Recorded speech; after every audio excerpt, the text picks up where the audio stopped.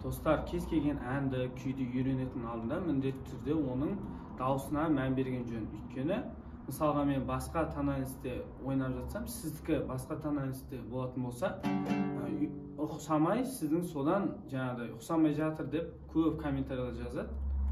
Сіздің тартқаныңыз басқаша, біздікі басқаша деген сияқты. Оның барлығы сол осы құлақтың дұрыс болмауынан. Сол үшін достар, егер де сіздерде телефондарыңызда тюнер деген программа болатын болса, сол арқылы бірінші міндетті түрде домбыра дауысын турлап алыңыздар. Немесе мынандай керемет енді үйреніп жүргендерге мынандай бар, құлақ турлайтын тюнер.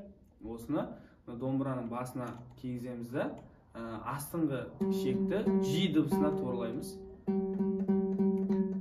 G деген сөз ол бізде соль дегенді білдіреді. Яғни соль дыбысына келтіреміз. Енді осы соль дыбысына үстін келтіреміз.